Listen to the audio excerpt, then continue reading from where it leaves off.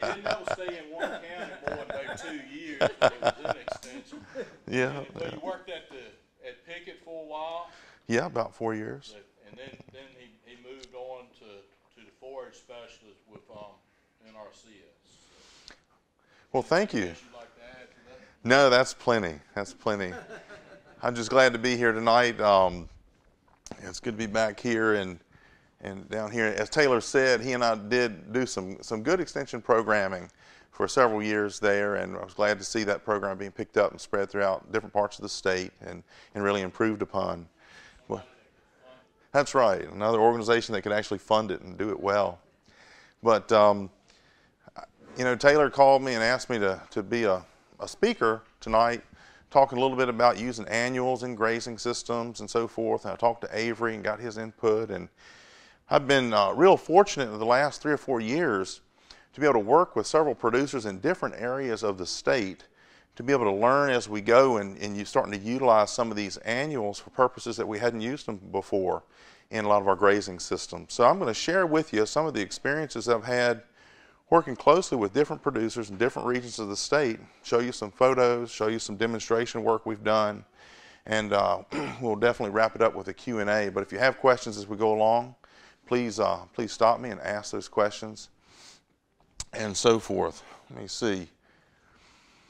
About 4, maybe 5 years ago, NRCS started talking about a soil health initiative.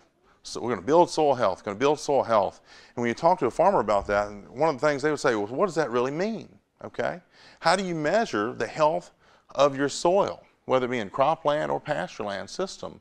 And really, you want to use your soil for a reason, and you expect to get a certain amount of productivity out of your soil, right? And if we're going to improve soil health, we're going to probably improve the capacity of that soil to function to meet your needs and your goals as a producer. So that's what really boils down to. And if we're going to do that, hopefully we can manage it in a way, whether it be through a combined use of fertilizers, grazing management, and forage species, or a mix of those, to build that productivity without depleting the soil itself, right? So we started talking about this, and one way, obviously, to use annuals in grazing systems, when I started talking to farmers about this, I hadn't actually done it myself. And instead of just using annuals the way we had traditionally done it, I was talking about using them in mixtures, not just 1 or 2 species mixed together, but I mean some crazy mixtures, maybe 7 or 8 species of annuals mixed together. So we were really going into territory where we didn't have good seeding mix recommendations, all right, for complementary species. We didn't know exactly what the seeding rate should be and so forth. So I knew when I was going out talking to farmers, I was going to get myself in trouble really quick unless I got some experience with this stuff. But luckily, I had some farmers, after we started talking about this, who really wanted to learn more, and I was able to team with them to be able to go through this process. But some of their good questions, they were very apprehensive, wanted to know, why would we do this? Is it going to really increase our cost of production? Are we going to get back from it more than what we're putting into it? And how do you quantify the benefits, the conservation benefits of it, much less the production benefits? Okay? Because if we're going to do it and it's not going to pay for itself, then we're not going to do it very long, right? All right. So they had good questions. And, where does it really fit? Well, there's more and more farmers in the state who are actually producing livestock product or finishing livestock product on the farm. And a lot of them are doing this and have a marketing system where they're direct marketing their livestock products to individuals, and they're doing it in a way that's called grass finished. So they're not feeding them grain to finish them out like we've done traditionally, but it's kind of a specialty market. In those specialty markets, this fits really well. Okay, but how about for the traditional livestock operation? There's certain key times where I think it works, potentially on every farm. One is if you have certain times of the year where you're running short on forage. Dr. Chris talked about the summer slump. We're traditionally a cool season, fescue-based pasture systems here in Southside Virginia.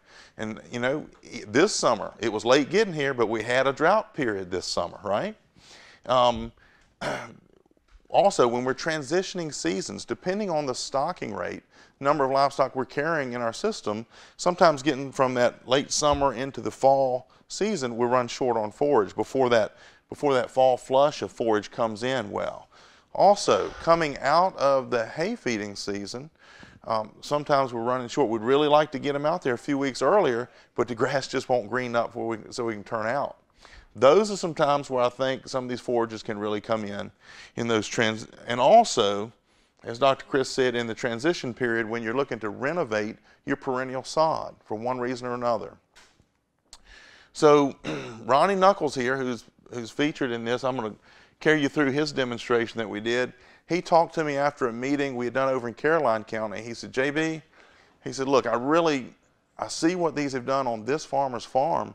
He said, I want to see what they'll do on my farm, but I don't have 5 years to wait around and figure it out. So let's work together and come up with some seed mixtures, and let's plant some demonstration strips. I've got a 9-acre field.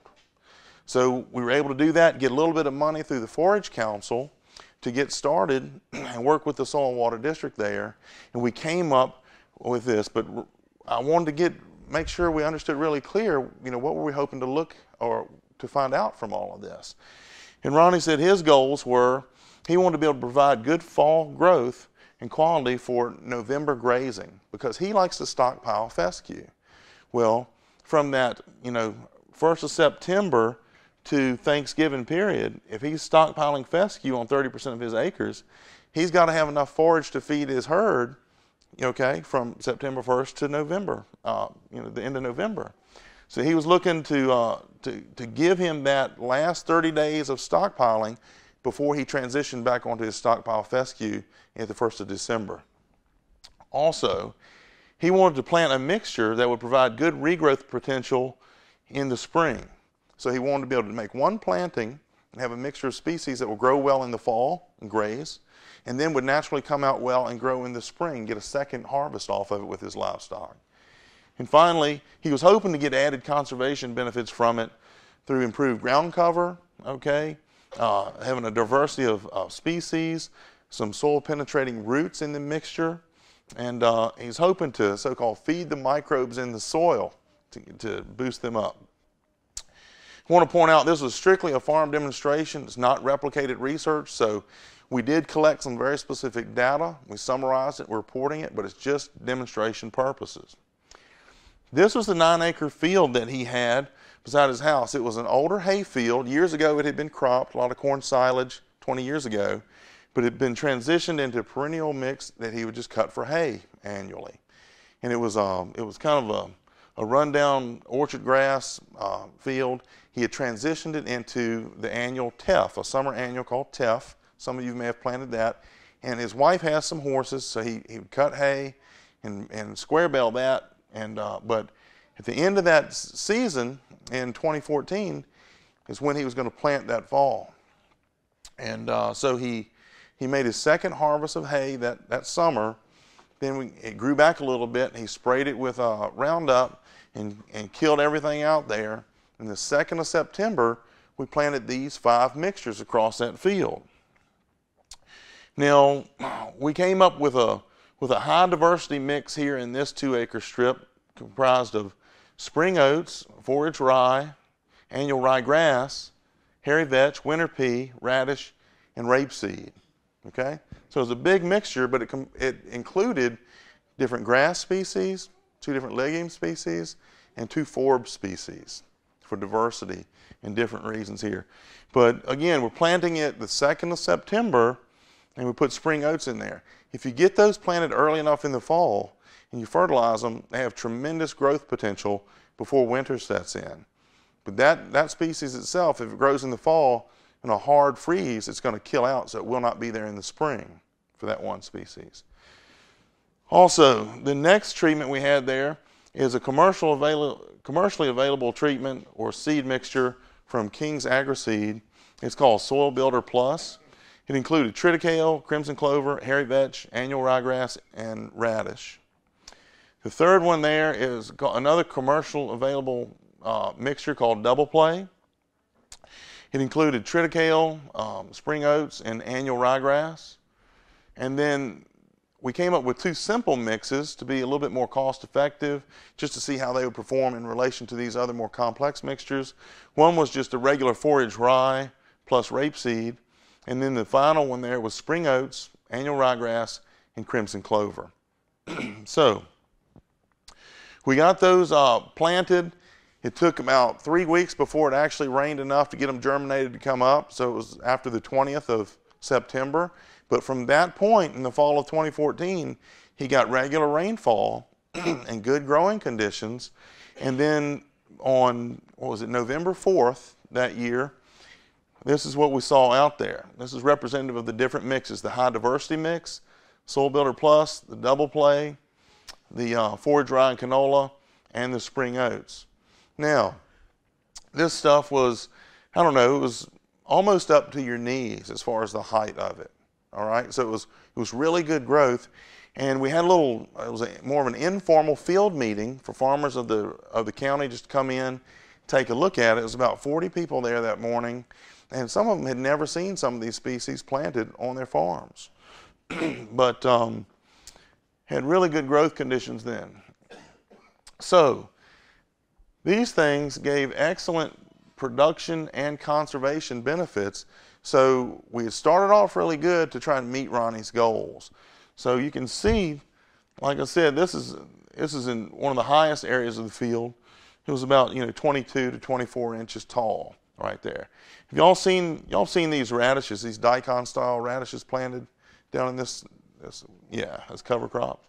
Anyway, well, this is what it looked like. Basically, he strip grazed this 9-acre field. Across the treatments, he'd run his temporary wire, and he'd move that every so often, every couple days. And you can see right here in the very background, that's what has not been grazed. This is what the strip that he's grazing that particular day, and this is what they grazed yesterday. He did not put up a back fence on it. It wasn't, it wasn't actively growing back, so he was able to get halfway down the field before he had to do a back fence to get them down an alleyway to the water. You can see right here, it provided excellent canopy cover. Now, the 4 soil health principles that USDA really strives to push is we want to keep the soil covered, number 1. We want to minimize soil disturbance, number 2. We want to maximize the living roots in the system over the course of the year. And we want to energize the system with diversity. So we got off to a good start. How would we really, as far as minimizing soil disturbance, what would we do to really disturb the soil to get this started? I mean, well, we weren't going to disc the field, okay? It was in the sod, we burned it down, we planted no-till. So it had minimal disturbance. It quickly germinated and came up and provided canopy cover. Had basically 100% cover within about 3 weeks after we got that first rainfall. And then, even after grazing the majority of this biomass off, I went through with a tape measure and did our cover counts, and we still had 96% ground cover, whether it was canopy cover or residue on the soil surface, immediately after grazing. So does that leave a pretty good protection for the soil going over winter? Yes, it sure did. Now we've got, we went through on each one of these 5 strips. I took multiple samples, clipped them, dried them, weighed them to get estimated yields right there of dry matter for each one. And they ranged from 1,450 pounds per acre up to 2,400 pounds dry matter per acre. That was, I took those, I think, on November 14th. So that was pretty good fall yield. We had quality, the crude protein and the digestible nutrients analyzed on this, and these are just out of the roof. We did apply what equated to 50 units of nitrogen per acre, surface applied after planting. There was also some other phosphorus and potassium, a little bit of sulfur, mixed in the complete fertilizer that went down right after planting. Okay, so that's what it produced. It's a really high quality forage. It's really above what they needed, but what he did, he put 22 heifers out on this field and, like I say, strip grazed them for 37 days across that field. And he ended it on December 10th. And it's estimated, based on the average weight and so forth, we got 692 animal unit grazing days for those heifers. So he was pretty satisfied with that. Now, from a production standpoint, that's about half of what we were getting. We were hoping to get at least that much again in the spring. But before we go there, he had a diversity of species that were included in these different mixtures. He was looking at different things. When we talk about plant diversity, we get a complementary leaf shape and plant structure above the soil surface. So what's that doing for us? Hopefully, it's giving us a more dense forage sward with the different leaf shapes growing upward. We capturing all the sunlight before it gets to the ground. Also, we're getting different rooting structures beneath the ground. These are just 3 of the brassicas that were included in some of these mixes, and you can see the different shapes of those roots. All of those brassicas, the roots go down much further than what we see there. They're drawing nutrients up, storing them in those bulbs or tubers, and then in the spring when they die, they're going to be released up close to the surface of the soil. So he's getting a lot of potentially some benefit out of that. And also just the root penetrating forces of these tubers right here in the mixes that had the radishes. I mean, they're leaving holes this big in the surface, you know, in April. That's what I found out there, okay? So that was pretty good. It overwintered, and then in the spring, I think it was about the 19th of March, he put down another 50 units of nitrogen per acre on most of the field. But everybody wants to, or seems to want to, skimp on the fertilization. A lot of people will say, well, do I really have to put that out there? So what we did in this demo, on the very end of the field across all 5 treatments, we didn't put any spring nitrogen, okay? It's just kind of an added bonus to this little demo. But you can see on most of it where he did apply nitrogen, you can see really good spring growth.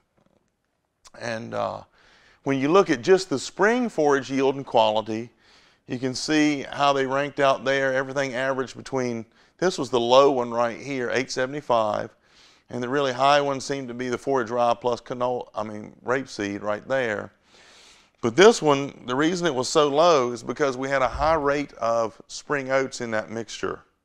And it basically, it was so thick in the fall that it really crowded out the ryegrass. And we didn't have much ryegrass survive or really germinate and come up through it.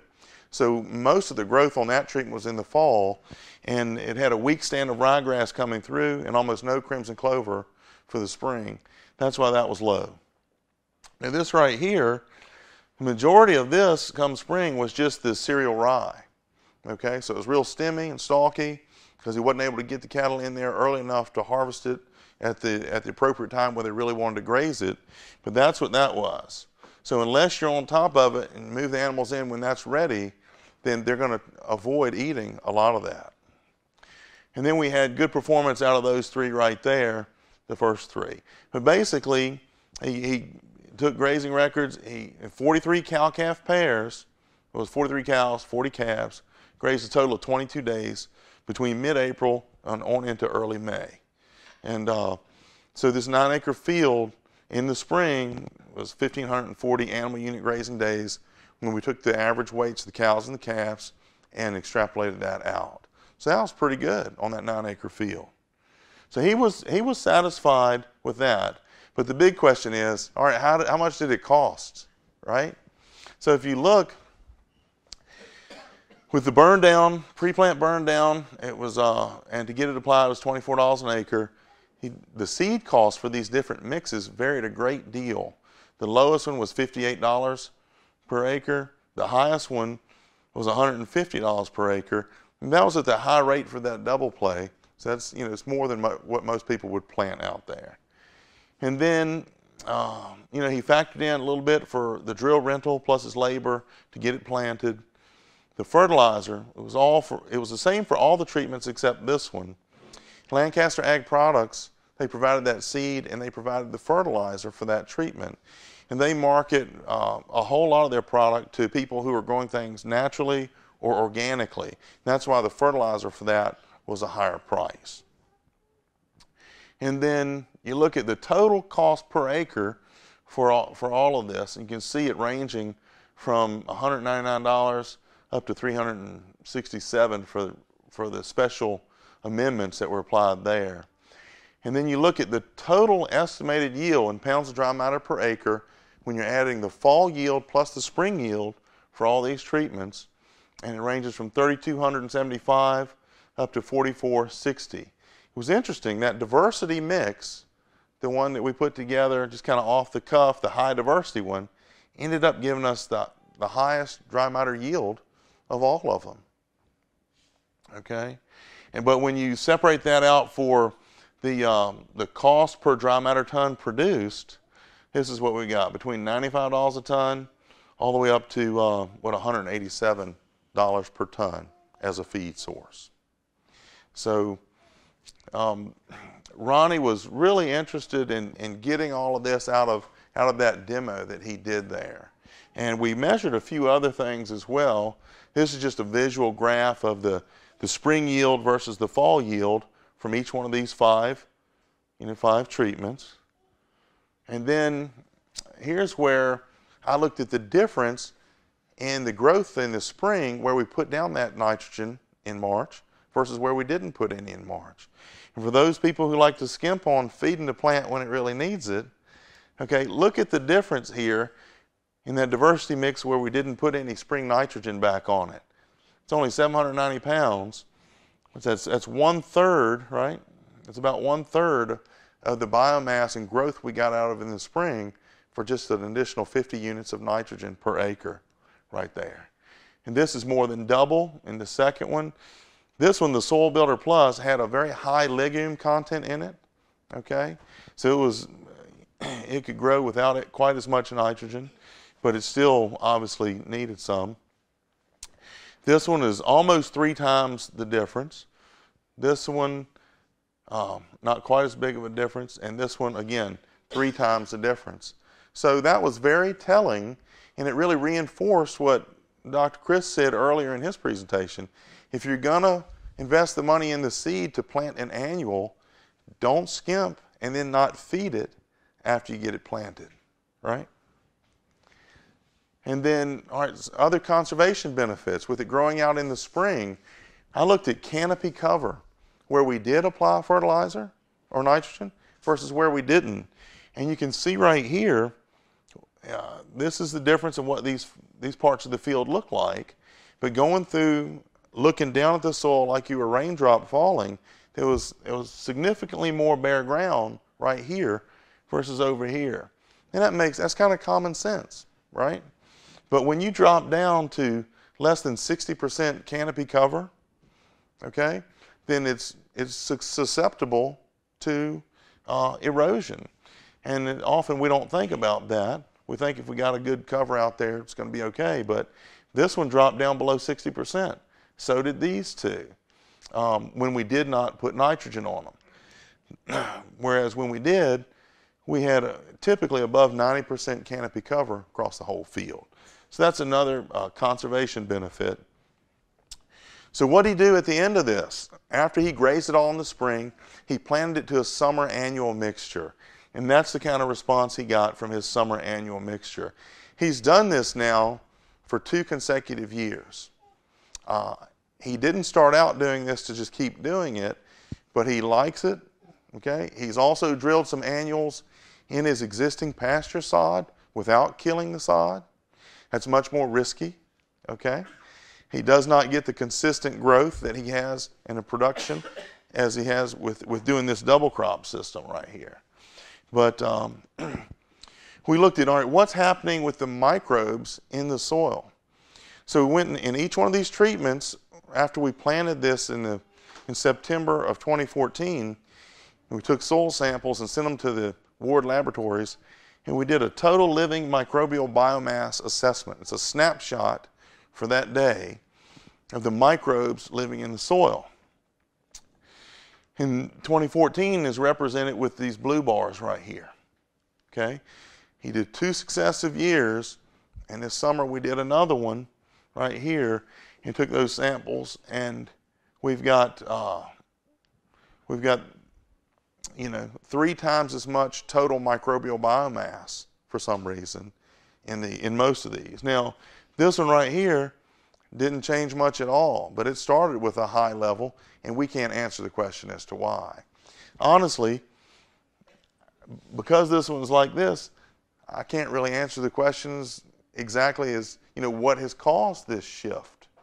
But it leads me to say, I think there's a lot of room for further research and very specific, true research, not just demonstration like we did, to really look further into this, because they're saying that if you plant diversity of species, you're gonna feed a diverse array of microbes in the soil, and their populations are gonna build. And if their populations are building, they're performing functions in the soil that are beneficial for the system. So this leads me to believe that might be the case, but we really need some real research to look at that. We did learn a few lessons. Oftentimes we think, okay, we're going to graze this in the spring, and we're going to time it just right. We're going to no-till drill that summer mixture into this winter mix, and we're not going to have to spray and kill anything. We're going to save that money, okay? And I'm going to tell you, if you've got ryegrass planted in that winter mix, you better spray it and kill it, okay? Because it's not going to die. It's going to live out until at least the end of June, and it's going to be sucking all the moisture out of the soil and give you a really slow start to that summer annual mix coming on. The other thing that we found out is when we do spray it, okay, you got to let it grow and have a little bit of leaf biomass on it. What we tend to want to do is we see that 6 inches of nice new growth, and we say, wait a minute, let me run the cattle through it one more time. And when we do, there's nothing there to absorb the chemical that we're trying to kill it with. So he's learned his lesson. We're going to spray and kill it good before we plant that second crop into it. We definitely want to give it the plant food needed to get the maximum production and back to the animals. Calibrate that drill and set the depth before planting the whole field. Okay, it's just common sense, but it's something we take it for granted. We're always in a hurry, and sometimes we don't do it, okay? It can really bite you if you don't check that depth and really calibrate it. Use the right species planted at the right time to match your specific goals, okay? This is the hard part of this. I've worked with this man here 2 full years, so 4 seasons. And depending on when our planting date is in the fall, if it's early, between like August 25th and the middle of September, we're going to use one species mix. But if it's after the middle of September, we're going to shift and use a different mix, okay? And so there's a lot to choose from. A lot of the seed companies are pre-mixing and marketing mixtures, whether it be for cover crop purposes or for grazing purposes or for both. Just understand what you're looking to get out of it before you make the decision on which one of those you buy. Elaborate on your decision making for what's in the mix where Okay.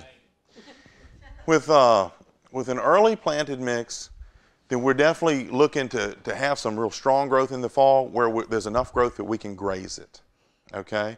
So I'm going to put in some of the radishes. I'm going to put in the spring oats, all right? If I get past the middle of September, anything could happen and then delay me another week. So I'm going to probably take those 2 out because it's not going to get enough growing degree days probably and have the rainfall there to really get maximum growth and benefit out of those 2 species. For a fall graze.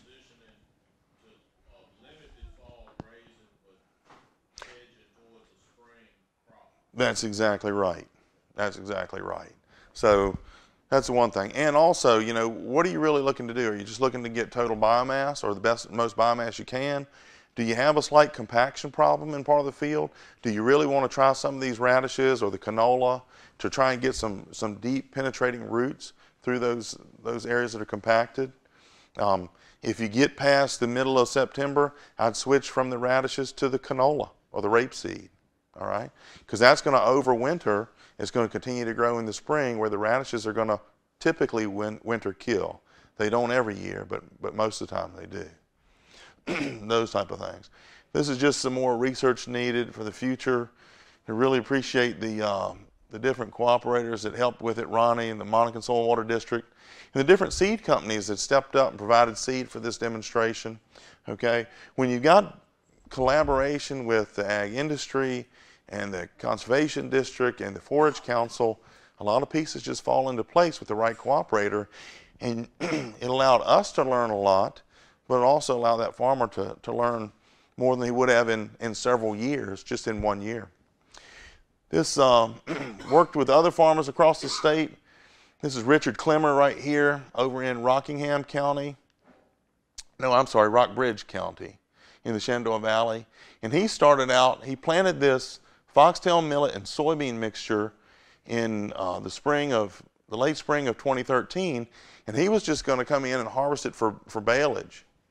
And he went to the to Summer Field Day at Steele's Tavern at the Research Center, which is 5 miles from his house. And he saw us talking about grazing annuals. So he said, hey, I want you to come over and look at what I've got. He went over and looked, and we said, yeah, he had a fence around it. He said, well, I'm going to turn them in. So he did.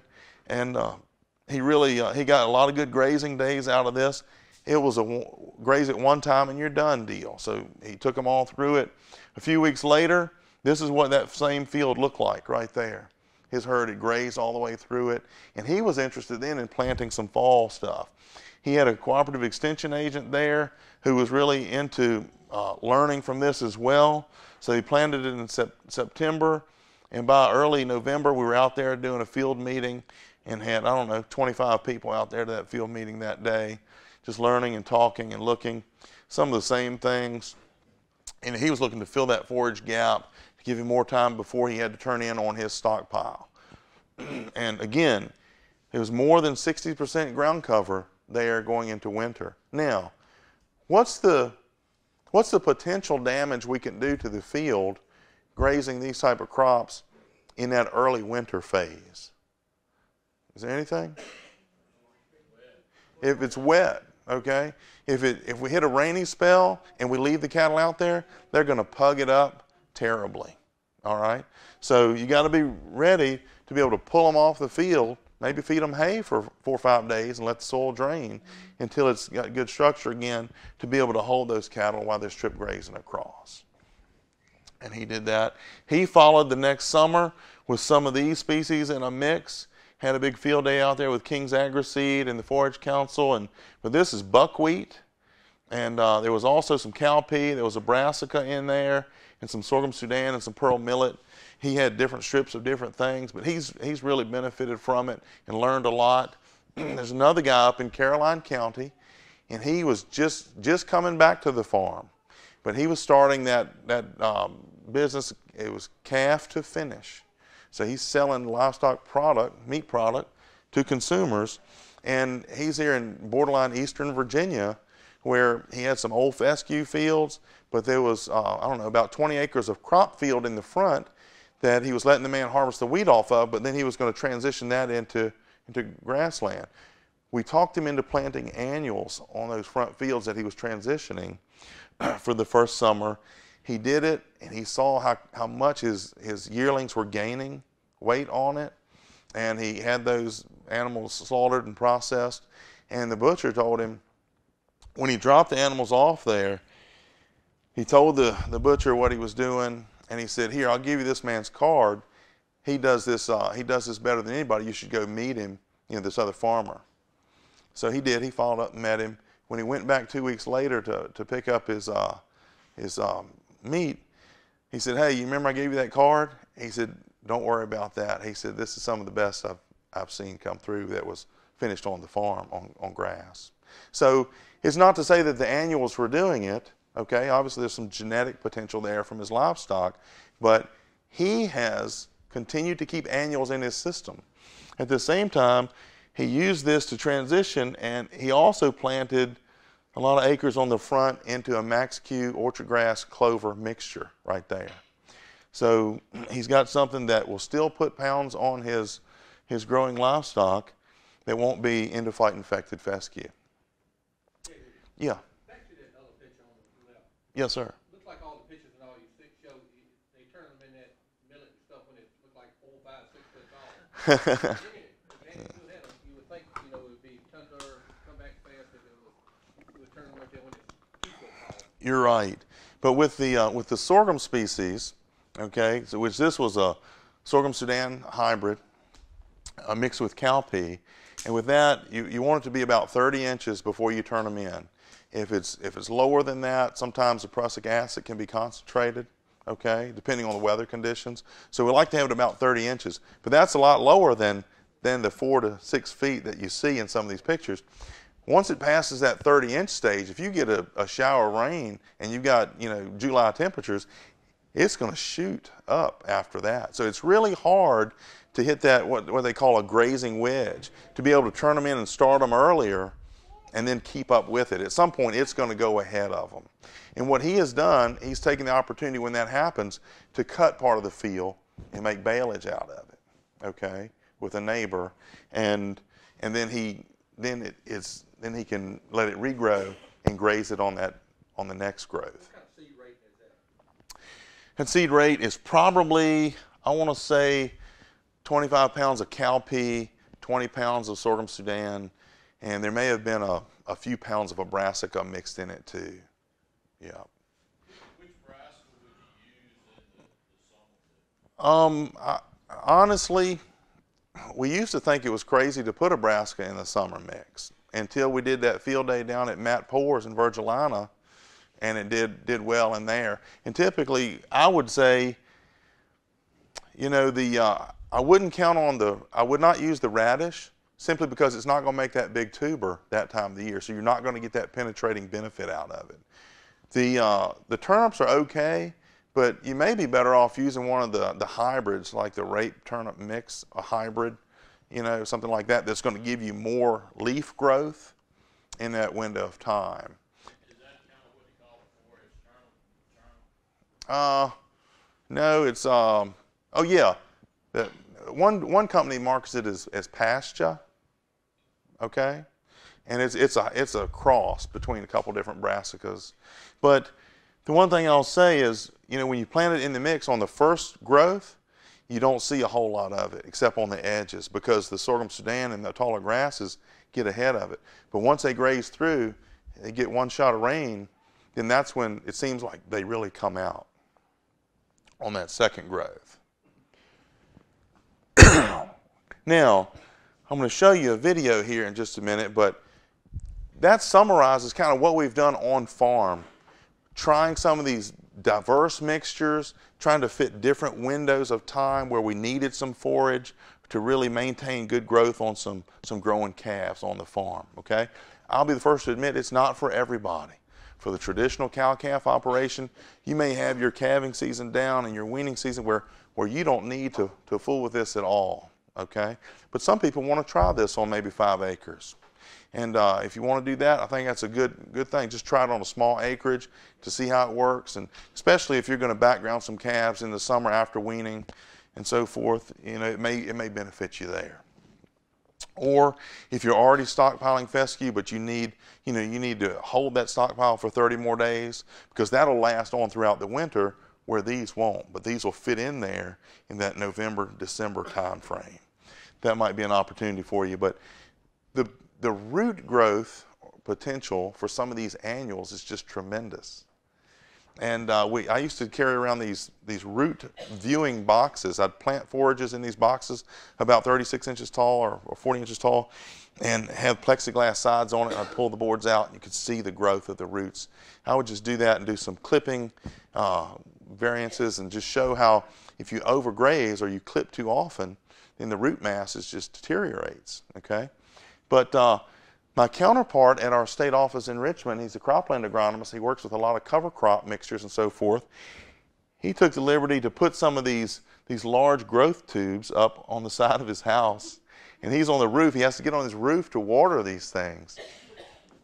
So here he's got, sorghum Sudan and cowpea, another sorghum Sudan, another cowpea right there. He's planted it early this summer. And then, Chris, can we turn on the video? I want to show y'all when he takes these things down. He took a saw and he cut the tube open and laid it open to expose the roots on these things. Now he did this he took one down at 45 days. So roughly, what's that, six weeks, a little over 6 weeks. Sorghum Sudan, how far down do you think the root growth was in 6 weeks? Now, this wasn't filled with regular soil, this was potting media, okay? But we're just looking at the potential of root growth that's in the genetics of some of these species that we have available to us. Let's see, Chris, which one is this? Let's look at, first let's look at the cowpea, I'm sorry. All right, the cowpea, the summer legume is planted in some of these mixtures that we're using in forages. All right, so this is the top of it. Down 1 foot. You see the diameter of that root? It's bigger than a pencil lead right there, 2 feet. Now things are going to start to taper off and get a little bit more fine. But they're going down, there's 3 feet. So you still got good thick roots, but they're just fine, fibrous structure. Now this, I think this video was 90 days of growth. So a little over 12 weeks of growth. 3 feet.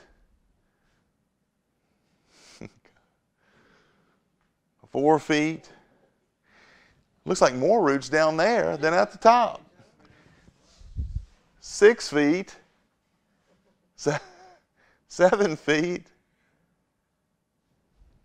8 feet.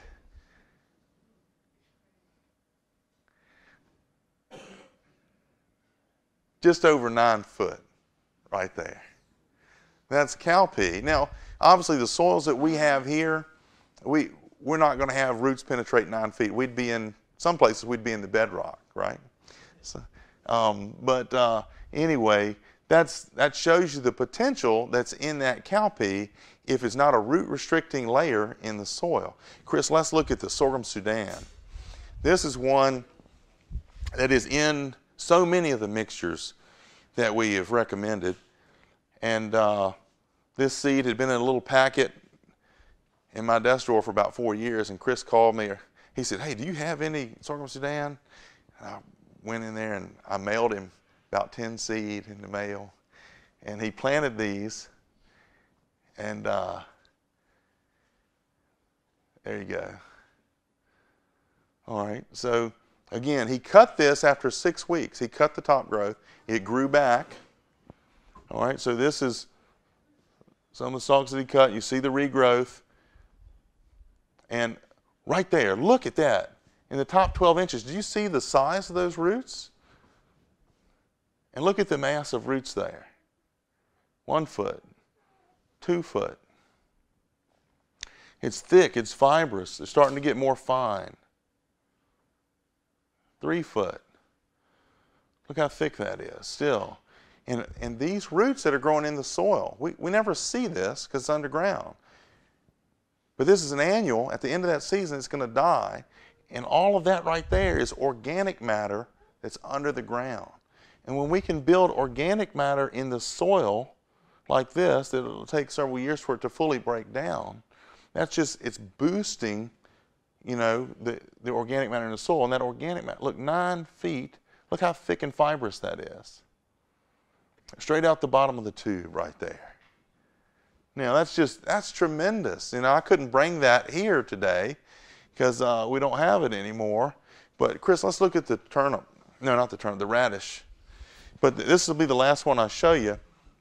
And but if we can build organic matter, what does organic matter do for our soil? It makes it better. It does. But the more organic matter we've got in those top 6 to 12 inches, then the more nutrient holding capacity we have. Take a look at that.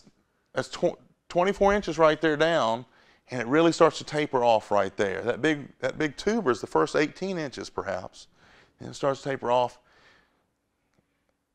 And this one, he had already rinsed all the potting media out of this. He laid it out on the table, 4 feet, 5 feet, 6 feet. And when you see people break off these tubers and hold up these tubers like it's a big root, you know, that's all we were looking at. But look at all the mass that's underground, 7 foot 8 inches right there. Okay, it's just tremendous. And it's hard to quantify, you know, what this organic matter is doing for us. But we can see on that radish, there are lots of fibrous roots that go down much farther than that tuber. And those roots are pulling nutrients up, converting it into starches and sugars, storing it in that tuber near the surface. And by the time winter kills most years, and by the time you go in to plant corn mid-April, there's nothing left of it. It's just disintegrated. And there's a hole in the ground this big, okay? So what happened to it? All that stuff was absorbed by the soil and eaten by the microbes, okay? So all of it just feeds the system. And anyway, let me see. Chris, can I have my last slide up there? My main point for this is some of these species just have potential added value above and beyond just production of forages for your livestock. But number one, we need to meet your production goals for it to be beneficial for you to use it. But depending on what else you need to address in your system, whether it be in your pasture or your crop field or what have you, then that's how we may help you pick one or more of these other species to help you address other certain concerns that you might be looking for. And then, that's right, they're the root tubes, and that's where we left off. But this is what they were when he cut them open, laid them out. And this is 9 feet coming out of the bottom of that sorghum Sudan right there. But when you go back to those 4 principles of soil health, we're using these annuals in our production systems to meet the goals of you, the farmer, but to also maybe even boost soil health and address other resource concerns with certain species that we have in those mixes.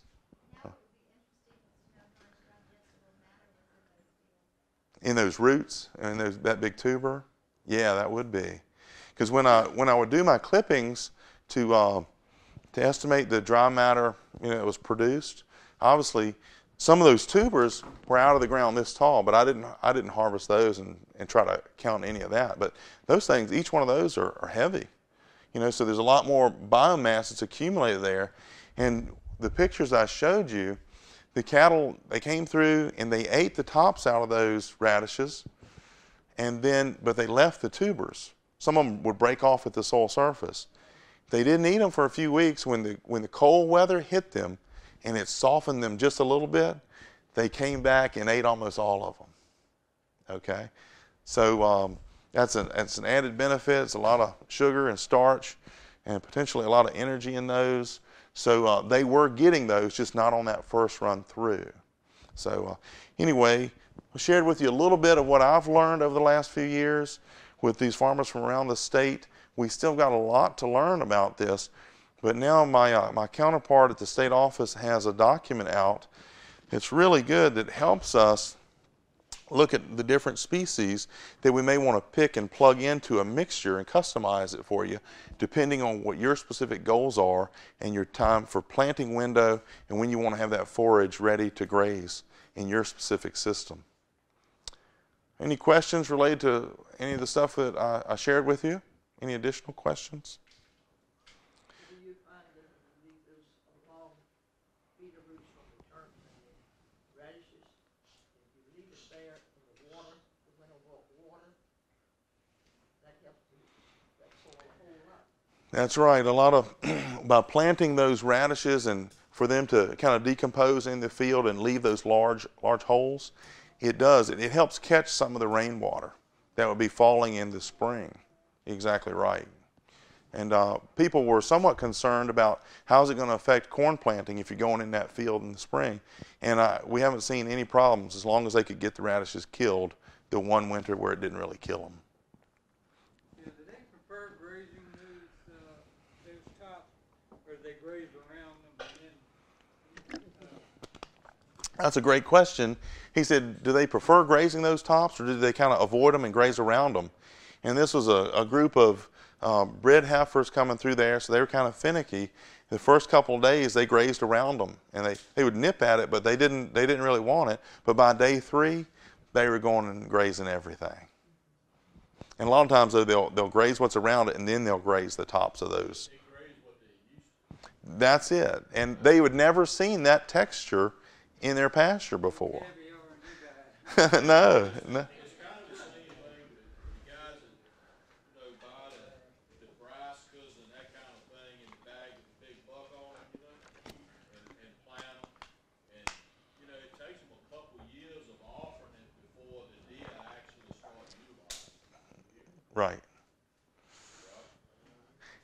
Because they're not used to that being part of that diet, so they have to learn. And the cattle would be that, since we're forcing them to stay and clean it up, they have to learn. So, are there any other questions?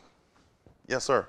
Just on your planting technique, sorghum Sudan and cowpeas, they go together pretty well. What did you do with Nebraska? That was just mixed in the seed as well. It was about 2 to 3 pounds. Mixed all three together? Yes, and when they first started coming out with these different mixes, they thought, oh, I'll mix the big seed together and put it in the large hopper, and if you got a small seed box on the front, we'll mix all the small seed. And then it just got too complicated, and they said, let's just throw it all in, and the end result ended up about the same, okay? So we really, thinking through it, the more you think through it, the more complicated it would be, but it doesn't have to be. Just mix it all together, get the thing calibrated, and go for it. And depending on the season, it's a little bit dry to start, a little bit wet to start, you're going to have different results each year as far as what plants are going to be dominant in that mix. So forth. Yeah. Well, I had two questions, comments, to lead you along or whatever. But first, as far as like trying to, if we wanted to develop our own mix, what's the process to cut back each individual seed rate to make that mix rate? There's no set process, but we've played with it enough, and what we use is the base monoculture rate, and then we start backing off on percentages. We'll cut that we'll start and cut that in half on each one, but then we'll know, all right, if we're later planting in the fall, then we're going to boost this one over that one, or. But normally, like if we had 5 mixes in the thing, and you took the monoculture of all of them and just divide by 5, and that's what you put in? No. Okay. We're typically ending up with 125 to 175% of what the normal base rate would be combined. So, yeah, combined. Yeah. So we're planting more seed, okay? But yeah, we're planting more seed than we would with a monoculture. The more, like if we had some focused research on it, okay, it could be pretty complex, really. But there's a lot of room for research to look at seeding rates, seeding dates, and fertilization and things like that, combined with those plant populations. And so we're just scratching the surface right now. But for forage mixtures, that's what we ended up coming up with, Taylor. We do these different mixes and then look at how it relates to the base rate. And typically we're somewhere in about 150%, give or take. What's your second question? Oh, well, that might have stimulated a third question. But going back, you talked about the root growth, and you mentioned how grazing management and repeated clipping can affect root volume in a perennial crop. Can you elaborate a little bit on that? Sure.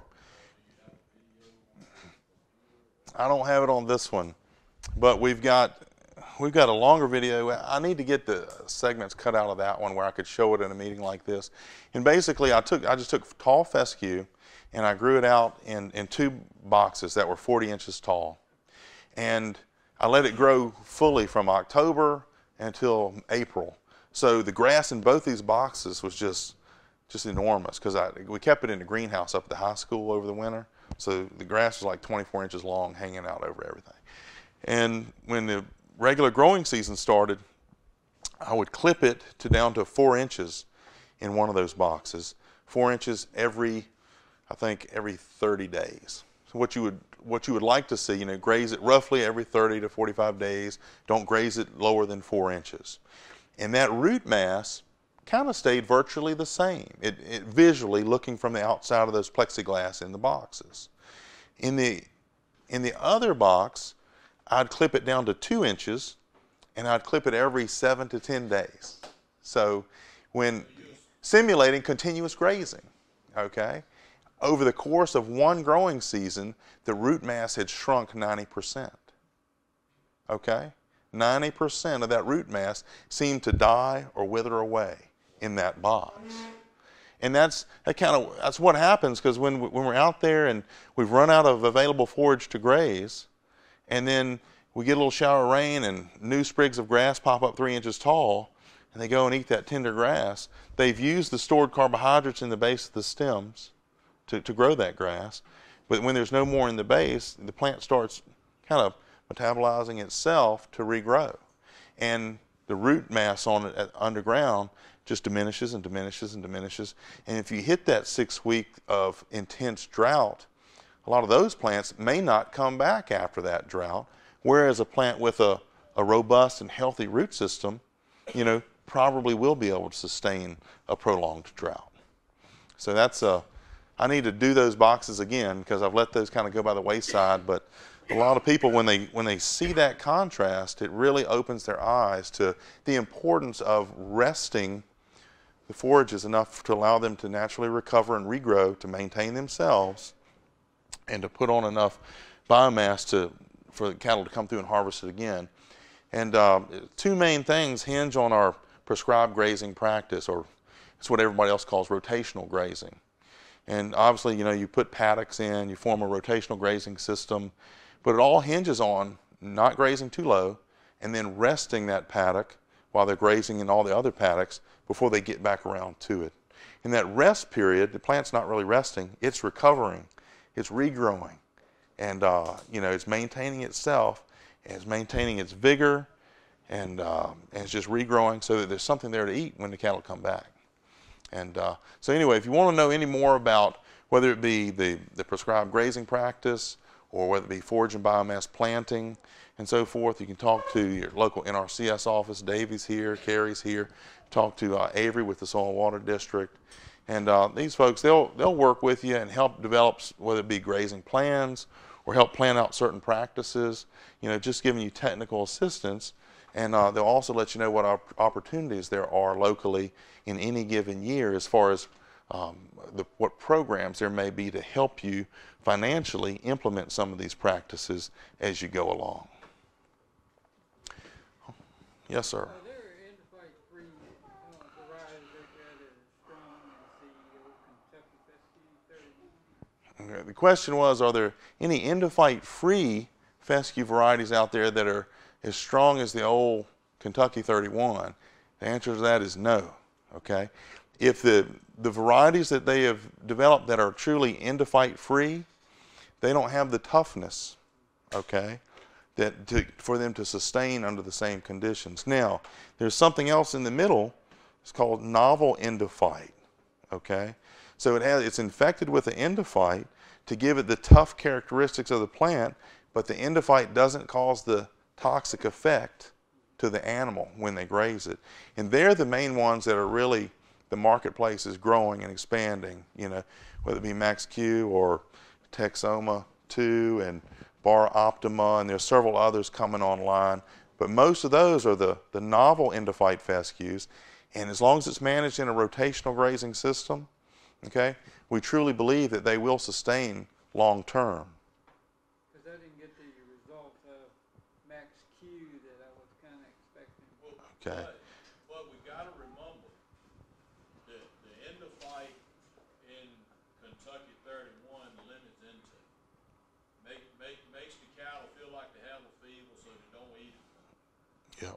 When we remove that negative thing with Max Q, they actually eat more, so the same size pasture with the same amount of growth doesn't go as far. But the performance of the cattle goes up because you don't have the endophyte, plus they're taking in more dry matter to utilize too. So, you know, and probably that's the biggest difference in the little difference that you see in persistence is because of not having that negative feedback. Mm-hmm. You know, because you know, a lot of you have noticed that cattle on Kentucky 31 fescue will graze everything else besides the fescue. And then if there's nothing else, then they'll start grazing the fescue. And then there's places in the pasture that they just totally avoid anyway. And you know, the assumption is that might be, you know, the highest endophyte spots in the pasture. Well, with max Q and all, you don't see that behavior. You know, they're going to still fescue, so, you know, the roughness of the leaves and that kind of thing, they don't prefer it over, you know, if you have fescue and ryegrass together, they're going to eat ryegrass and then eat fescue. But you don't see that clumpy grazing of the grass in a max Q or novel endophyte pasture to the extent you do in a Kentucky 31 pasture. That's been my experience. And another thing, it depends on how you establish that novel endophyte fescue. You know, some people will drill it right into their existing Kentucky 31 field, and you're not going to see the results doing it that way, okay? That's why a system like rotating to annuals to be able to spray and kill your endophyte infected fescue, graze an annual, spray and kill the escaped endophytes that made it through the first one, okay?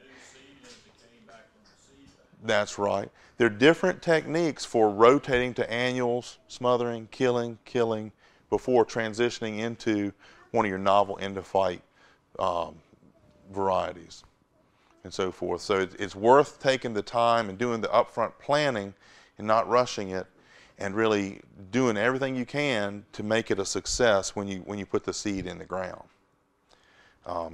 And that's why nobody's going to do their whole farm in 1 year, okay? One, it's too expensive, and two, you know, what are they going to graze the first 3 or 4 months if you've got everything seeded down to new fescue? It's not practical. So, but there are different ways to approach that and to minimize seed production the season before, and to kill the fescue that's there before going in. And I'll tell you, there's a new CIG project, a Conservation Innovation Grant from USDA, that was awarded just last month to Virginia Tech, and Taylor is a contributing agent involved in this, and Lindy, I don't know if you are too, but there's going to be some focus work on farms. I don't know where they're going to be yet, but there's going to be some on-farm work looking at demoing, establishing novel endophyte fescue, doing the testing of the endophytes before we kill it and establish it, just tracking through that establishment process, then trying to look and measure some of the positive effects on the livestock in the year or two following that establishment. So they'll keep you posted in this part of the state where that demo farm is going to be, and invite you to some meetings following up on all of that. All right, it's been a pleasure being here. Enjoyed talking with all of you. This time we're going to wrap it up. Taylor, do you have any closing comments?